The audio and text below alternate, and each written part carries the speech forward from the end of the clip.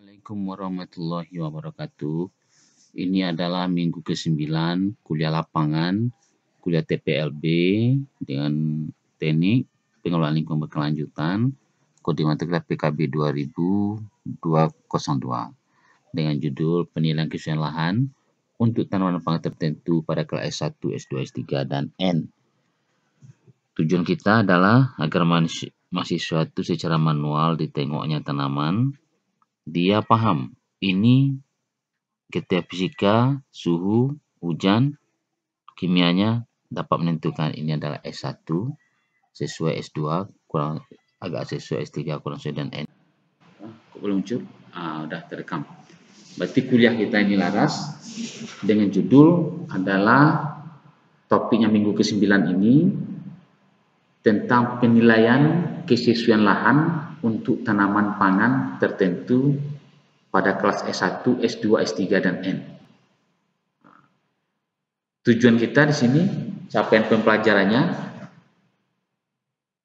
capaian umumnya adalah mahasiswa itu dapat mampu memahami konsep dasar penilaian kesesuaian lahan untuk tanaman pangan tertentu pada kelas S1, S2, S3, dan N. S itu sesuai, N itu tidak sesuai. Capaian pembelajaran khususnya bagaimana mahasiswa sebagai terapan ini mampu menjelaskan penilaian kesesuaian lahan itu, mampu dia menjelaskannya dan membuatnya di lahan. Nampak tanamannya, ini tanaman ini sesuai di daerah ini enggak? Mau jagung sesuai S1 sangat sesuai, S2 agak sesuai, S3 kurang sesuai, N tidak sesuai. Itu kita tengok dia tahu tak S1, S2, S3 atau N dia. Jadi kuliah kita ini kita usahakan dia itu berbasiskan kurikulum OB, Outcome Based Education. Jadi sesuai dengan keperluan mahasiswa memecahkan masalah di lapangan. Jadi definisi sederhananya apa itu kesesuaian lahan? Kesesuaian lahan adalah tanaman ini tumbuh dia menguntungkan bagi petani. Tentu ada syaratnya. Syaratnya adalah iklim, kesuburan, fisika, kimia tanah. Masuklah di situ. Maka akan tumbuh dia menjadi bagus dan produksi bagi. Sama seperti manusia sebetulnya. Laras banyak umpamakan jodoh datang. Tapi cuma satu yang kita pilih. Yang sesuai dengan kriteria kita. Begitupun tanaman. Ini lahan ini tempat tumbuhnya. Tapi tidak semua tanaman akan bisa tumbuh di lahan itu. Kalau dia tidak tumbuh, tumbuh dia tapi tidak berbuah. Itu namanya N, tidak sesuai itu. Tumbuh dia tapi produksi sedikit, S3 kurang sesuai. Tumbuh dia cuma pulang modal, S2 agak sesuai. Tumbuh dia menguntungkan, produksi banyak, dijual untung. Penyakit sedikit, berarti S1 sesuai sekali. Jadi ini aturan sudah internasional, ditetapkan oleh FAO, Food Organization Federation. Jadi inilah sekarang itu pengantarnya. Sekarang karena kita berdasarkan OB, ini adalah tema masuk kita kepada plastik atau rumah kaca. Sama kayak kubis kemarin. Tapi mahal kan? Iya, Pak. Jagung dikasih rumah plastik, rumah kaca mahal mungkin. 1 hektar berapa biayanya itu? Jadi potensialnya masih bisa menjadi S2. Dengan rumah kaca atau plastik. Tapi untungnya belum tentu. Kenapa? Biayanya mahal. Iya. Jadi aktualnya bisa, tapi menguntung belum tentu. Jadi potensialnya, tapi aktualnya sekarang bisakah kita rubah suhunya? Nih, bisa lagi. Kalau rumah kacanya itu lebih mahal lagi, suhu bisa kita atur. Iya. Sehingga suhunya bisa menjadi 20 sampai sekarang 29 loh. Iya. Bisa menjadi S1. Asalkan suhu diatur. Suhu diatur. Berarti bisa S1, tapi pasti rugi. Ya kan? Iya, Pak. Nggak ekonomisnya nggak masuk. Satunya adalah rumah kaca. atau rumah plastik yang suhunya bisa dikontrol, curah hujan bisa dikontrol, tapi maksudnya tidak menguntungkan. Nah, jadi cuma S3 lah yang ada sekarang. Walaupun kita kasih teknologi pupuk kita kasih bisa menjadi S1 dia, tetapi untuk suhunya itu tidak menguntungkan lagi. Nah, Oke, berarti aktualnya sekarang jagung itu adalah S3. Kalau kita rubah dia menjadi S1, tidak menguntungkan lagi. Nah, jadi walaupun pupuk kita kasih sama petani kita di sini, jagungnya itu Laras,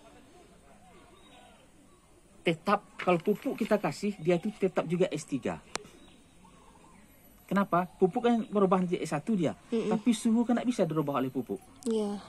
Curah hujan kan tidak bisa pengaruh oleh pupuk. Maka dia itu akan tetap menjadi S3. Walaupun dia itu berubah nanti menjadi S1, tapi tetap kurang sesuai juga. Kenapa? Karena pupuk tidak bisa merubah suhu dengan curah hujan. Cuma bisa merubah kesuburan. Sehingga faktor ini tetap menjadi S3 dia. Iya. Jadi bagaimanapun kita mengusahakan jagung di sini di 50 kota ini harga matinya tetap menjadi S3, kurang sesuai. Untungnya ada, tetapi tidak sebagus di tempat lain dari produksinya. Nah, ada mati kan itu. Dijual, dia modalnya modal pemerintah, bibit pemerintah, pupuk dari pemerintah. Dia jual saja dapat untung karena modal ada. Kalau petani kan dimodalinya, dia beli bibit, beli pupuk, tenaga kerjanya kalau dihitung paling kuat S3 itu pulang modal. Sedangkan tenaga itu tidak dihargai lagi ya. Modal beli pupuk, modal beli kerjaan itu aja, maka rugi. Makanya tidak bisa di 50 kota ini luas ditanam jagung. Nih. Oke, mari kita ke sana. Jadi ini membaca kesuburan, kita ulangi bahwa kadar airnya sekarang adalah wet 8 70 wet 8. Kemudian kesuburannya berapa? Kesuburannya itu ada di warna hijau, del, berarti sedang. Kesuburannya del, sedang, mendekati kuning, mendekati kurang subur, tapi masih jauh dari match, sangat subur. Kemudian pH-nya itu yang di tengah 6,5 mendekati alkalin. Kemudian kita baca lagi satu kali lagi. Ini adalah tingkat toksisitasnya, kita ukur dari electric conductivity, dan itu ada 14 dikali 10 140 ms per cm. Kemudian kita coba dengan ppm berapa. ppm tertulis 1 berarti kali 10 ppm, tingkat 10 ya 10. Kemudian dengan alatnya ini seperti tester, kita dapatkan pH nya sekarang di sini adalah juga 6,5 kurang lebih. Dengan kadar air juga lebih dari 8, artinya 80% basah, wet. Dengan kondisi suhunya, kita baca suhunya sekarang di sini 27,1 derajat Celcius. Nanti dari data ini akan kita cocokkan kemanakah dia itu bisanya. Cocok S berapa tanaman yang ada di sini terhadap baik itu tanaman yang ada di sini semuanya, mulai dari tomat, kacang panjang, kedele, kemudian ada juga jagung. Itulah yang akan kita nilai nanti kesesuaian lahannya, aktual dan potensialnya.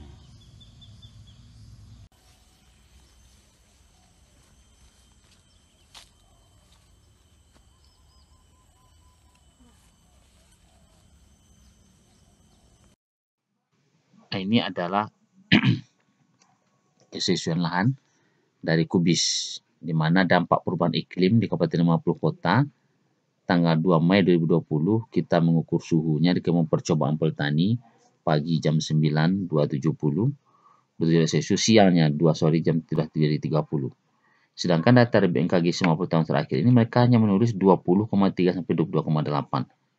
Kenapa terjadi perbedaan sangat jauh? Karena alatnya itu ditaruh di dalam rumah alat. Maka sedangkan kita mengukurnya ini langsung di lapangan waktu panas-panas. Maka saat ini jauh sekali peningkatan suhu.